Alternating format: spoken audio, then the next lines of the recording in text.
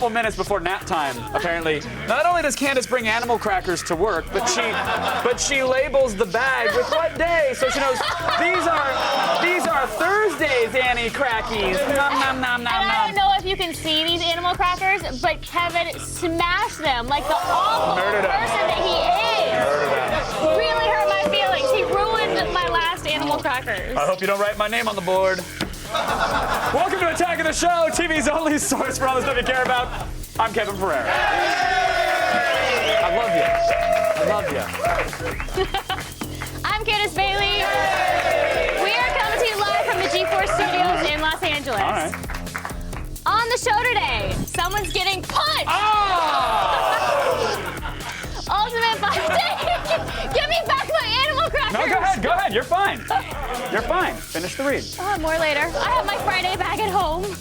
Ultimate Fighter winner Court McGee drops by to join Blair Butler and Blair Herter when they run down the main event of UFC 126 and MMA chokehold. I hate you. Then if you spend money like a miser, but like treating your eyes all fancy, today's gadget pawn is for you. It's a 50-inch Panasonic for $600, and it might be just the best plasma we reviewed during Super Cheap TV Week. Those are pretty tasty. Then Chris Gord goes spelunking with director James Cameron and the cast of the 3D thriller Sanctum, and find out how the Verizon iPhone compares with the AT&T model, and if you should switch. We're going to meet a guy who's been hands-on with Verizon's iPhone in the loop.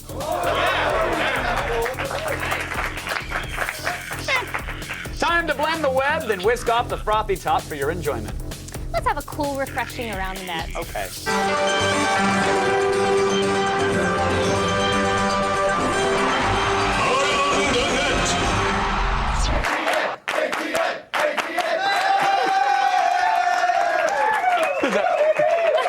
Was that the skateboard dance? What were you doing there? You about to enter the half pipe? I was getting rid of the animal crackers that you you're destroying the animal evidence. Got it. Today's number 5 item can actually teach you an important lesson, especially if you're a future web video acrobat. There is such thing as too much backflip.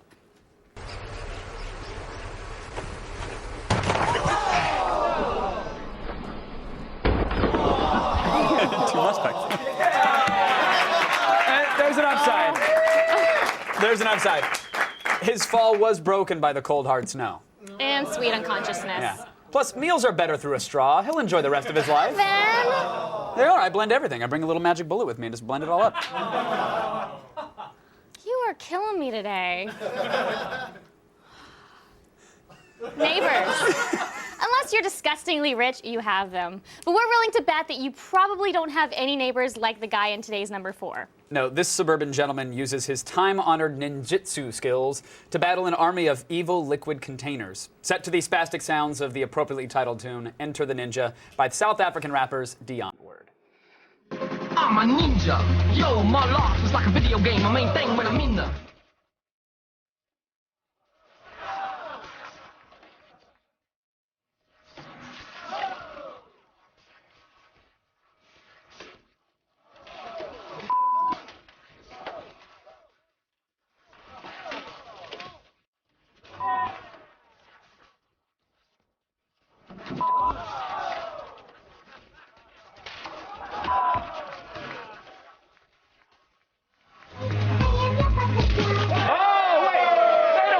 Swords.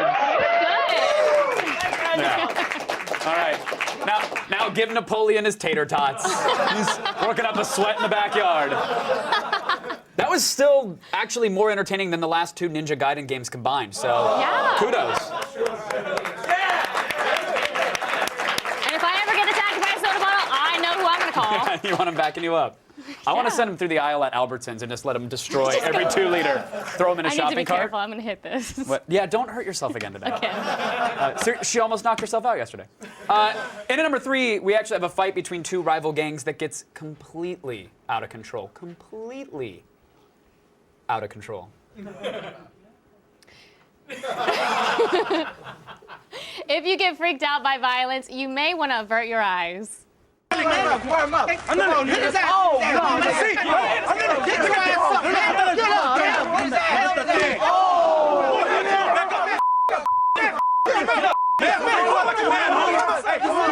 He got some. Hey, man.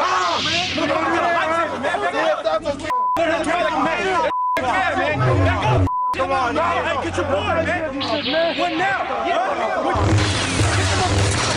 Come on, man. Get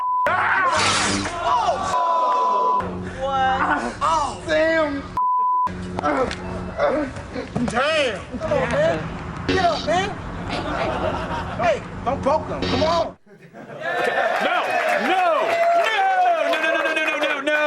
No, there is a major problem with that clip, and I think you know what it is. Oh, I do. Yeah, the clip is totes fake. That's why. I hate to get totes on you, but I did.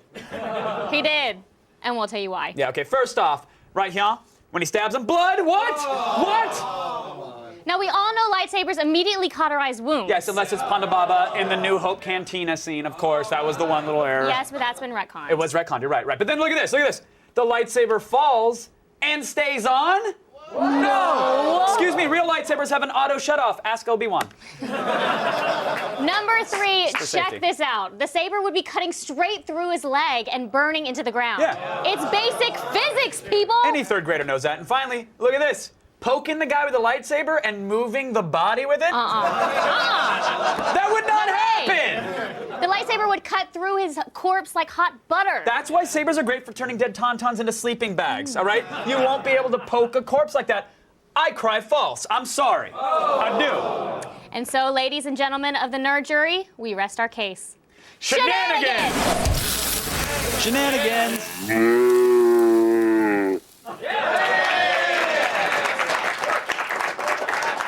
But, still an awesome video, guys. Good job. It's fun.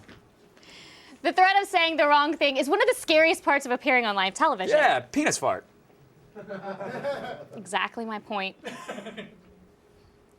What? That's all I had to say. That was my contribution to this setup was penis fart. That's what I did today. Today's Excuse me, I'm gonna go back to following Egypt updates on Twitter. I said my penis fart, good day. Today's number 2 is courtesy of Alex Swoyer's reporting on Como 8 News. Yeah, here's the thing. Her mouth wanted to tell you that somebody was getting free legal help, but her mind had way sexier plans. KOMU 8's Alex Swoyer has been following this story. She spoke with Ryan's new attorney today. Alex? Angie, I contacted Kathleen Zellner, who took Ferguson's case pro bono. Bono, pro bono, pro bono, pro bono. Pro bono. She said boner. I'm totally pro boner. Oh, yeah? Uh-huh. Pro boner! Pro boner! Pro boner! Pro boner! Pro boner! Pro boner! Pro boner! Pro boner!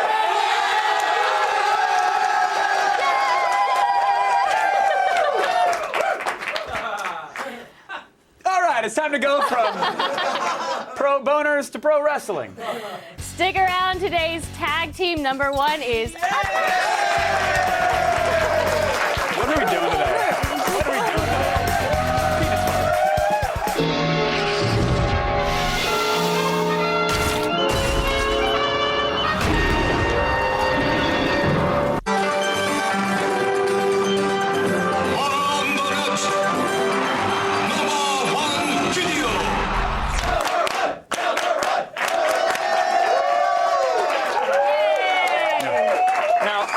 A long time ago, I made a conscious decision to not be a fan of wrestling. It was just sort of like when I'm in the mood for stage fighting, I'll watch boxing. You know? However, this clip of a recent tag match from CZW has us rethinking our decision to ignore the fake year sports. It takes all of the gratuitous nudity you expect from wrestling and combines it with hypnosis, a funky beat, and some over-the-top ass shaking. And they were fitting all by himself. Ducks in the clothesline. Amos is catching his spot. What? Mesmerizing. He's using hypnosis! Hey, it's ultraviolet dancing. You gotta love the action here in CZW. And Greg Excellent is doing a striptease on the outside. I haven't seen a rack like that since Mia Yim. Joe Gacy, he must be reincarnated by rerun, only in a different, lighter body. Just look at him dance. impressive than Ryan Slater. What the hell was that? That was amazing. This is my favorite part. Yeah. It was actually the most realistic I've seen wrestling look in a long time. That really was. I think the hypnosis was the most realistic part. Yeah. It's true. Do you know there's a pork skin game this weekend, by the way? Were you guys aware of that? You mean the Super Bowl? Sure, call it what you want, yeah. Yeah, Kevin, everyone knows about it. It's pretty much a national holiday. Right. Well, you know what that means then. I don't. It's time to sports! Yeah.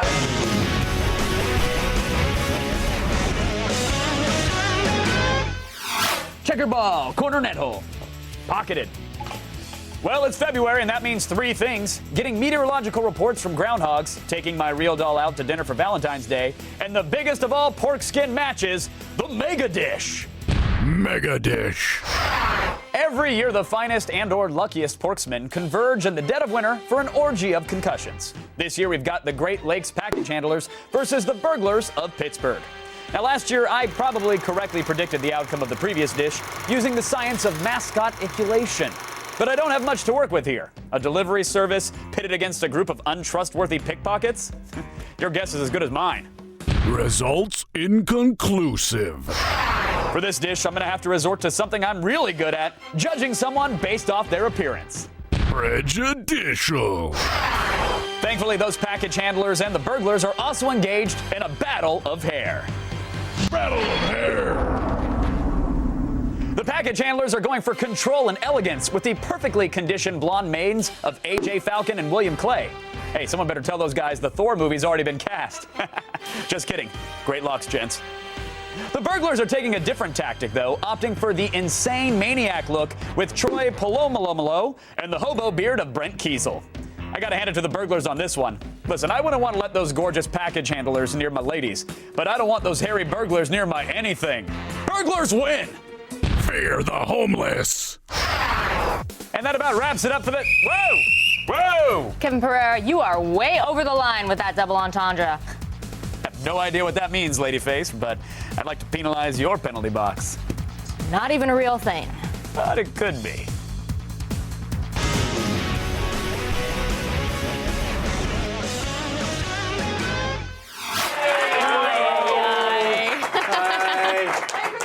Please welcome back Chris Hardwick. Welcome me back.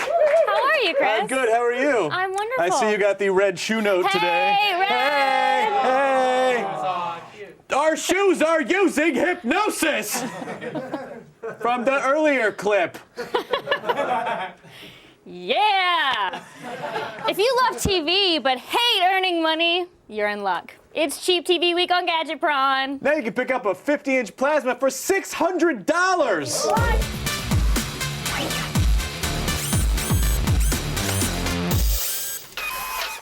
Are we dancing? Yeah. Well, you are. I'm not sure what I'm doing. You're doing the same thing as me. I think I'm sexually assaulting a horse. Okay. Each his own.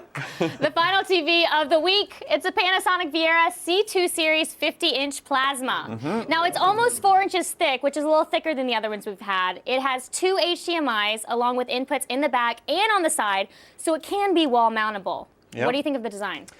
Listen, I wish there was an HDMI port on the side because that Yeah, makes sense it's just if in the back. you're gonna wall mount a TV. But it's a bare bones design. But you know you have to keep in mind what you're paying for. I mean, I think it's simple and clean, and I don't know what more you would want. I think it's great.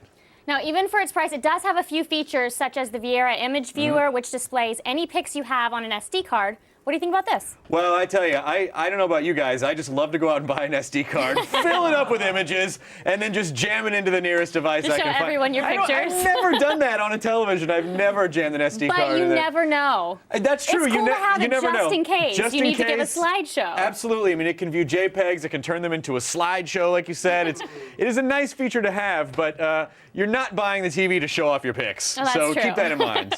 Now, this has the motion smoothing feature like the rest of our TVs this week, so how does it compare? It falls right in the middle, meaning that we think it's better than the Samsung, probably a little worse than the LG. There were times where we felt like it was a little too blurry, but for the most part, it was really good. I don't know what this is that we're showing. You never seen this? Never heard of it? Some sort of blue tree cat movie. Is it blue? That's exactly what it's called. It's called Blue Tree Cat movie? I thought so. Yeah, excellent. No, what we really care about is the picture quality. So for a 720p plasma, how does this look? It looks really great. It has deep blacks, which we expect from a Panasonic with a 2,000,000:1 contrast ratio. There's less grain than compared to other TVs that we've seen this week, especially because of the noise reduction option, which removes some of the grain. Colors are just the right amount of bright and accurate, so they did a nice job. Well, you guys can pick up this TV for $600 at bestbuy.com. What are we rating it? Well, really excited. I know, Candace. Really excited. Strap it in. Look at all the Navi butts that you can see in crystal clarity. What are we rating it? Oh, I'm sorry. 4 out of 5. Yay! Even though the design is a little on the plain side, it has absolutely the best picture quality of the week. This is, without a doubt, for $600, a fantastic value for the price. Amazing TV. Yeah, and listen, you keep in mind that technology. Oh, I'm sorry. I don't want to leave you hanging. No. You keep in mind technology moves so fast. You might want to buy a new TV in a couple years anyway. So get this $600 TV. Like you'll get used to the picture. Shatter your arm? Are you supporting the arm? I'm just making sure I don't hit it. It hurt. I heard it yesterday. All right, the radius and the ulna seem fine. All right, you're good to go. Everything's fine. Good. Well, I was going to say thank you, Chris, and that's why I was going to shake your hand. Oh, thank you, Candace Bailey. Thank you for coming today. That's it for today's Gadget Prawn. But if you have a gadget you would like to see us rate, email us at gadgetprawn@g4tv.com. Yes. Now back to Kevin. There he is. Just plug your hair into them. That's how it works. Plug your hair. Still ahead, we visit the set of Community to check out their new Dungeons & Dragons themed episode. And later, Chris Gore goes cave diving with director James Cameron and the cast of the new 3D thriller, Sanctum.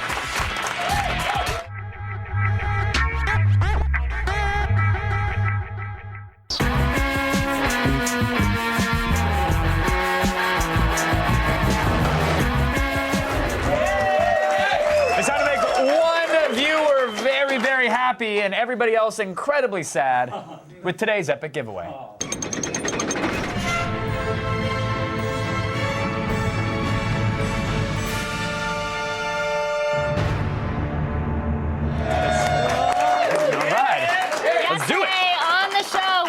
Logitech Smart TV prize pack, including a Logitech Review with Google TV, a TV cam, and a mini controller. That was an awesome setup. The winner is Matthew M. of Delhi, Louisiana. Sounds delicious. Congratulations, buddy. That's fun. And you better start thinking of a good DJ name for yourself, because today you could win a DJ Console 4MX from Hercules. Oh. It's a digital controller with 2 large, high-precision jog wheels built for scratching and mixing. Yeah, you can set up to 4 cue points for virtual decks. Awesome. Plus, you have plenty of inputs and outputs to get your wiki on with pretty much anything. That's what it sounds like. We'll also send you a Terminator-inspired plastic phone from our old set. That is one of one right there. That is a custom job. To enter, visit our website at g4tv.com/epic giveaway. Get your entry in between now and February 4th by 3 p.m. Eastern to be eligible, and we'll announce the winner right here on tomorrow's show. I like this guy. Yeah, I like this guy too. Yeah. Now it's time to get some information shoved into our ear holes. Here's Kristen Adams with the feed. It's actually Kristen Baby Mama Adams. That's my DJ name. So. DJ Baby Mama. Yeah, get with it. Right, it's time to start the feed.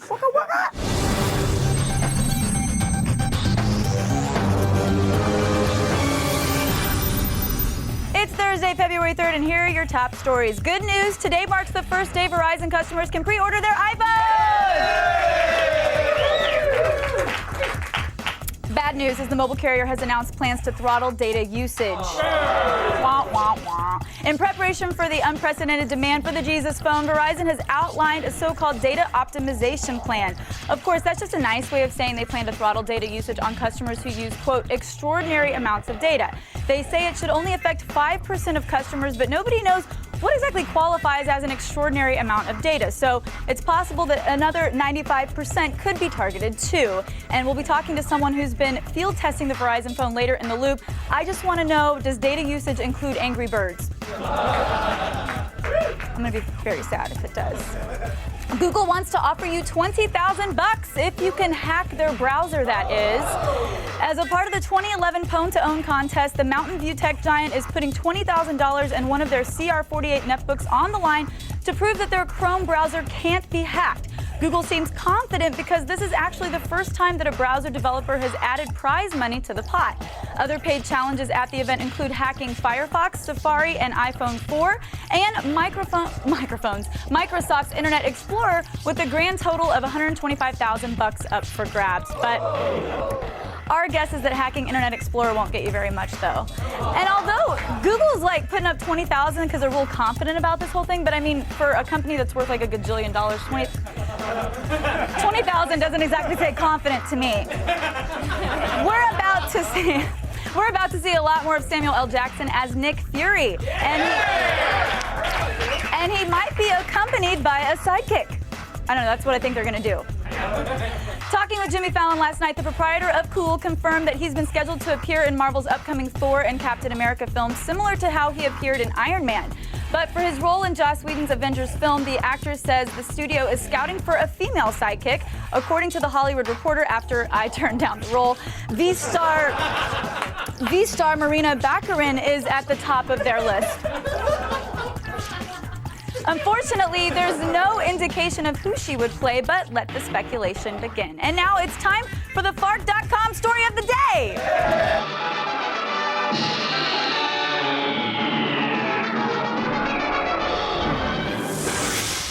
Few things are dumber than driving drunk, am I right?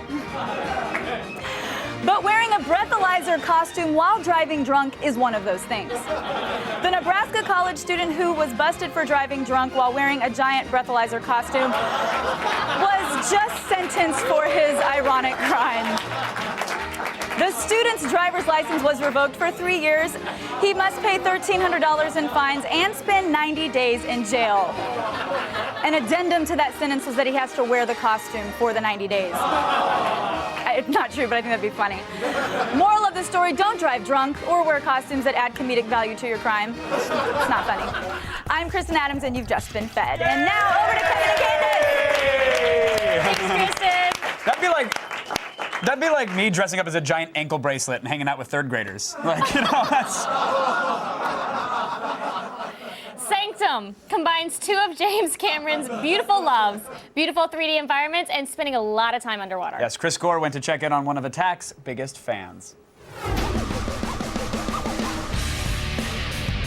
Imagine exploring the world's most remote underwater cavern when a storm cuts off your only way out and threatens to drown you and your crew.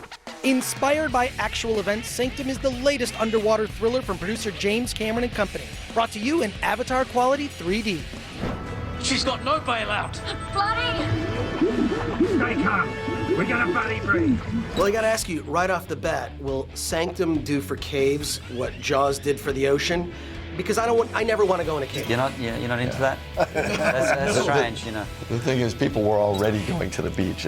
It's not like a million people are suddenly going to not go in caves. The point is that he was trapped with 15 people underground for 2 days in a real collapsing cave in a storm. Yeah, from that real life experience, we were able to bring and create, a story that could really draw people in. Trust me, you're gonna love this. What could possibly go wrong diving in caves?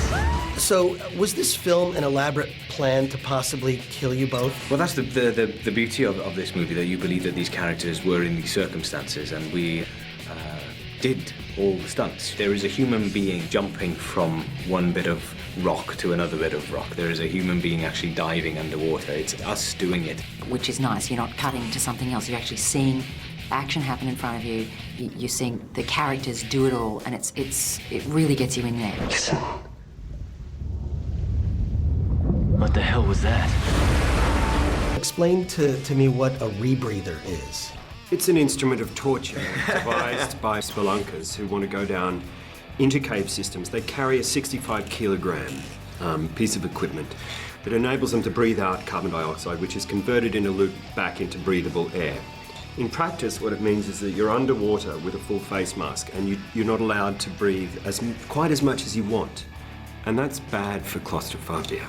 You need to go easy on it. Exactly what I don't need to do. This cave will kill you in a heartbeat. They say there's good 3D. Obviously, Avatar probably is setting the standard. This film, it's spectacular. But then there's 3D you call eye rippers. What's the difference between good and brain shear? Yeah, good and bad 3D. Well, there's two ways to do bad 3D. One is you use the wrong camera system and or use that camera system incorrectly. Literally the same cameras that we used on Avatar were used on Sanctum. And the other way is you do a conversion. And in the last year, we've seen a lot of films that are converted to 3D. So the best 3D is stuff that's actually shot in 3D from the get-go. And with good 3D, you're not aware of the 3D. Exactly. It's just there. You're having an experience. You're part of the experience. Pull the team out now! The storm has turned into a cyclone! Do you look for the actors that have the best medical insurance? Because really... They were up for it, you know. We were pretty cruel, you know, with them, but that's part of the fun. But, you know, they loved it. There's a and camera. I'm not allowed to say that? They won't see this.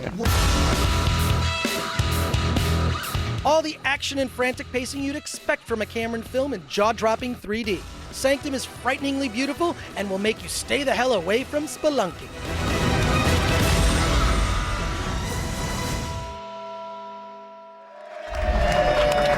Yay, water! Stay tuned. We have 2 players and an Ultimate Fighter winner. MMA Chokehold breaks down UFC 126 with Court the Crusher McGee after the break.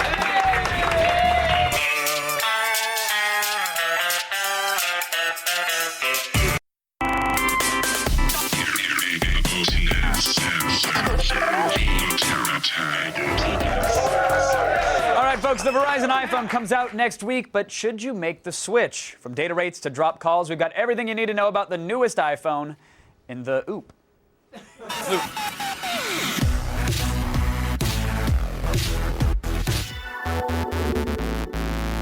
Joke for our 4x3 viewers.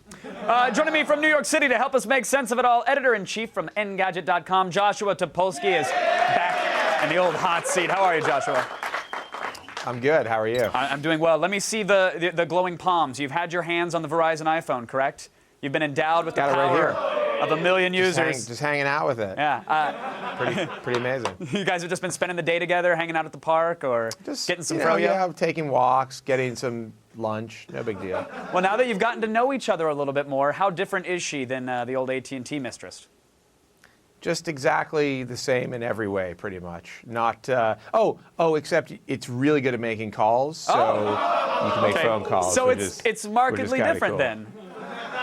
I mean, there's one major difference, and it is a lot better at holding on to a phone call if you're into that. Right. I think most people are, but what about the data side of things? Because I think what people have been saying is, hey, look, Verizon's network way better for calls. We get that. It's not going to drop. Quality is going to be better pretty much across the board. But on the data side of things, it's not going to be as fast as AT&T. Is that true? Yeah, it's really true. I mean, AT&T is way faster, at least in my testing, and most people tell you the same thing. AT&T is way faster, but Verizon seems more consistent to me in terms of data rates. So it is a trade-off, though. If you're streaming stuff, I mean, there's a difference between what you get on AT&T and what you get on Verizon. Now, with regard to Verizon's amazing announcement today of throttling traffic to users who use an extraordinary amount of data, I mean, I know it's the top 5%, but first of all, can we just take a second and laugh at the timing of that announcement, that they would do that on the really eve great. of a giant release? I mean, are you concerned at all that you might be a power user and might get dinged and throttled for months on end? Well, I'm doing a lot of BitTorrent downloads on my phone, so that could be an issue for me. Good. I mean, honestly, I think top 5%. I'm probably not in the top 5%, and I'm a huge nerd, so it's probably not a concern for most people. But it is a bit of a downer to be told that your unlimited plan is actually going to get kind of crappy if you expect to use it in an unlimited fashion. Right. What about the personal hotspot feature? Because I know that was one of Verizon's big wins over AT&T, that you can turn your phone into a hotspot and then offer internet connectivity to a couple devices in your area. Yeah, it works great. The only issue with it is that if you get a phone call and you're browsing on your computer and using your hotspot, it kills your internet connection, and you've got to either refuse the call or take the call, and then it'll resume. So if you're thinking about using it for phone calls and hotspot, it's sort of not really going to work out for you. Really? There's no option to toggle that to say, hey, give the hotspot precedent over the phone call capability? No option. Not right now. So at the next Apple event, if I know someone has a Verizon iPhone, I can totally grief them and ruin their live blog coverage just by calling them? Yeah, pretty much. Yes. If you know that they're using it as a hotspot. Yeah. I love it. I love it. You can. All right, Yeah. Joshua, let's do the pretty million-dollar question here that everybody's asking. It's really a two-parter. One, if I'm sitting on the sidelines waiting for an iPhone, do I hop in now and go AT&T or do I go Verizon? And the second part is, if I already have AT&T, do I make the switch? I think if you really need to make phone calls consistently, you should probably switch. I mean, I'm not sure everybody has the same exact problem, but if you're really into calls, you should switch. But, and this is the answer to the other question, I mean, we're a few months away from the iPhone 5, most likely. We're going to see it in June or July. So if you've held out this long, I would say keep holding out. And if you're thinking about switching, you can stand it for a little bit longer. I'd wait and see what the iPhone 5 is like before you decide to get into a new contract. All those unhappily unsatisfied AT&T customers just grip their iPhones in anger. And all right, fine, a couple more months, but no more bruises around the eyes. Yeah, Joshua exactly. Topolsky from Engadget, always a pleasure, sir. Thank you for keeping us in the loop. Now let's go over to Candace, our resident wireless hotspot. Hello. Hello. Hello. Recently, we sent Allison Hayslip to the set of the TV show Community to play a little D&D. Fire magic missile!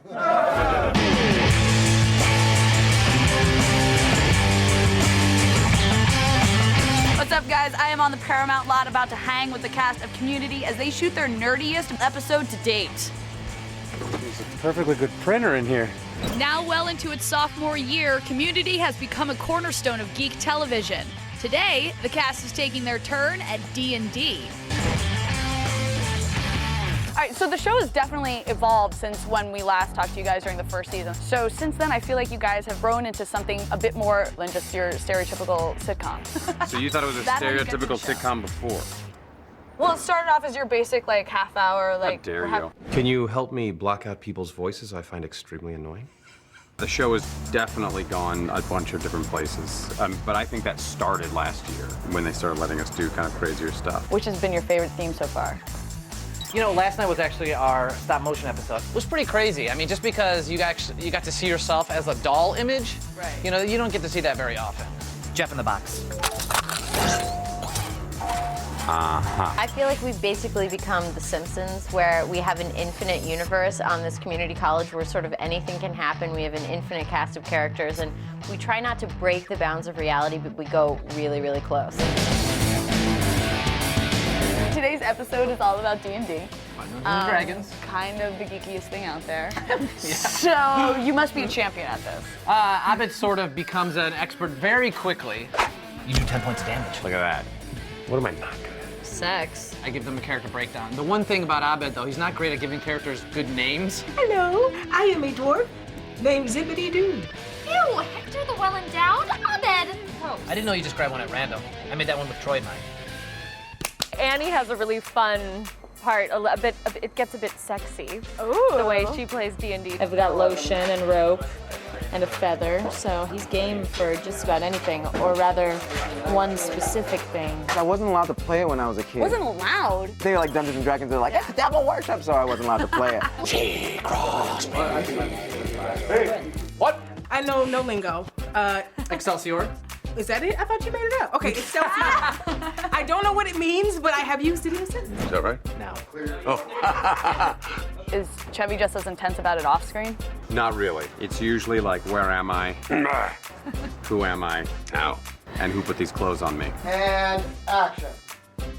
Give me the line Line, back it up. Here we go. Me llamo T-Bone, la araña discoteca. Discoteca, muñeca, la biblioteca. Es un bigote grande, pero manteca. You and Danny have your little beatbox group. How did it become a thing for like basically the end of every show? In my audition, they were like, could you beatbox?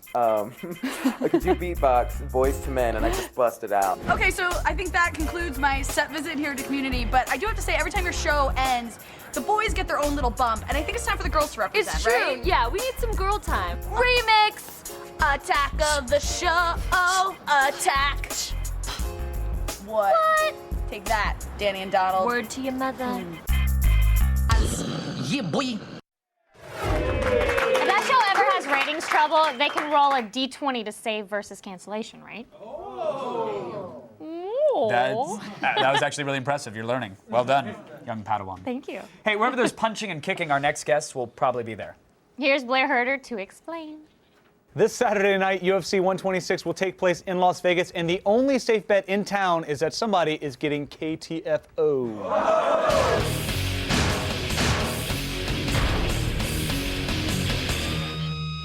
Live audience right there. I like it. Let's welcome the winner of Ultimate Fighter Season 11, Court McGee. And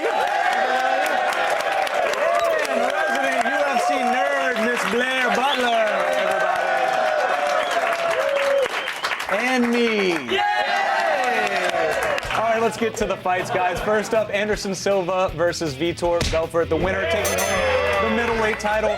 Now, Vitor is bigger than Silva, but Silva at 7 foot 19 inches has a reach and a height advantage. Anderson Silva has defended the middleweight title a record 7 freaking times. So unfortunately, this actually puts Vitor in a position where he's the underdog here. A lot of pressure on him. Now, both of these guys like to stand and bang, whether it's kicking or punching. So obviously, I think we can all agree we're going to expect to see a really good fight, something very exciting. Now, Court, Anderson Silva is still regarded by most people to be the best fighter in the world. What does he need to do to take down Vitor? To just be him. He needs to technical striker, punch, be on point, and he's got to use angles. He's got to move. He's got to move because Vitor comes forward very fast, and if he doesn't exercise composure and comes at him, he's got to move side to side, punch, and be on point like he is. But it's very difficult to stay on top. Okay, and as a guy who's been in the octagon himself, mentally, you know, people talk about training and preparation, but mentally, a guy like Vitor, a premier fighter, right? He's always been the one that people expected to win. Not this time. Is that going to affect him mentally going into this, or is he going to be more kind of amped up being the underdog in this fight? For me, when I have a lot of pressure and you're the underdog, it's good for me to show up, and I fight better that way. So I fight better under the pressure. You're going to lose? Okay, I'll show you that I can win. All right. And only I got to know that. All right. Kind of reverse it there. Vitor, how do you take down a guy who a lot of people consider to be unstoppable? Okay, well, Vitor is really strong and really fast. In 1998, he fought a guy who's a world-class fighter named Wanderlei Silva. And he ran at him punching like that. He looked like, if you've seen Ninja Warrior where they do the bike pedal, where you're hanging by the bike pedal, he did that to Wanderlei's face and put him to sleep so quickly that people were just shocked. You know, if he can bring that kind of speed and power to this fight, it's going to be extremely exciting. I think Vitor Belfort is very, very focused. Vitor also has a really underrated ground game, but more than anything else, it's those big, fast fists that come out you. Like one of those punching puppets. It's crazy. Or like an angry squirrel. Exactly. Like a very angry squirrel is what I'm picturing right here. All right, well, Court, who do you take in this fight? Anderson Silva. All right. And Miss Butler? Vitor. Call me crazy. Vitor. Yeah. Underdog could pull it out.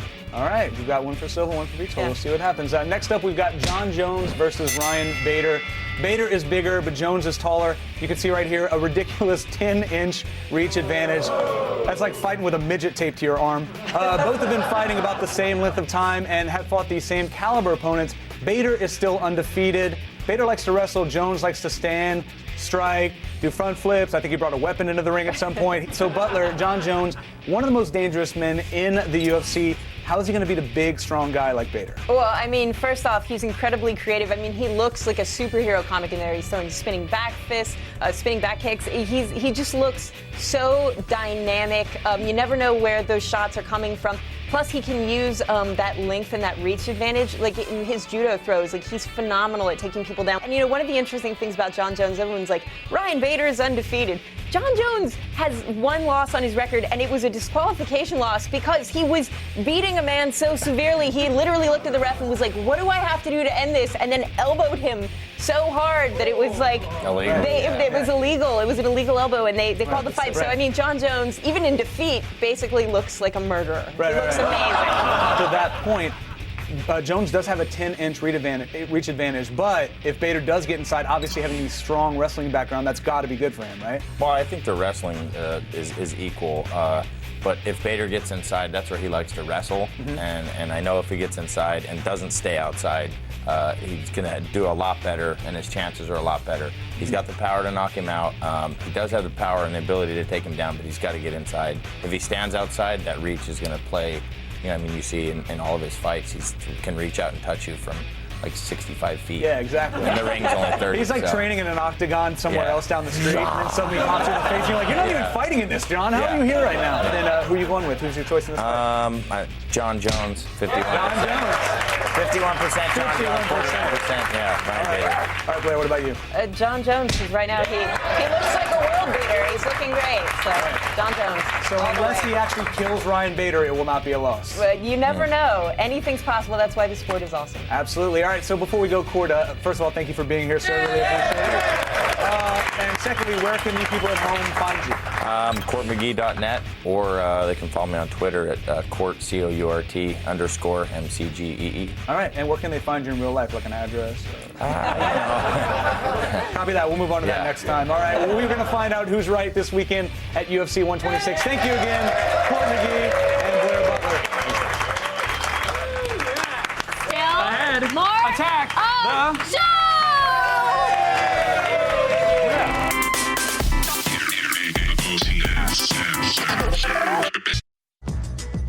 Coming up tomorrow on Attack of the Show. Comedian Patton Oswalt drops by to break down the death of geek culture, his love-hate relationship with the internet, and his book Zombie Spaceship Wasteland. Then, Weston Scott and Allison Hayslip get in a virtual F-16 dogfight at the Flight Deck Air Combat Center. And Morgan Webb swings by with her Sackboy to review Little Big Planet 2 on Game Break. See you tomorrow. I'll tell you what. I don't know a whole lot about a whole lot. You know what I mean? Yeah. But I know I'm going to watch tomorrow's show. Even you guys Me didn't buy too. that? I'm going to... All right. So much for hyping the Friday show. Woo! Friday! This President's Day, it's time to celebrate your love of history. Yes. Give our Google Voice a call and describe your ideal date with a historical figure. Our number is 805-268-7123. Would you wine and dine Cleopatra? Maybe. Would you shock your balls with Ben Franklin? Actually, now that you mention it, yeah, I guess we could go for that. Why not? Your sexy Abe Lincoln and William Howard Taft's last fiction is more than welcome, and I know you wrote some. So just call in and say it. Ugh. Thanks to our guests, Joshua Topolsky from Engadget, Ultimate Fighter Court McGee, Christopher Hardwick, Blair Herder, Blair Butler. Lots of thanks. Next play starts right now. And thank you, Candace Bailey. Thank you. For wearing that midriff.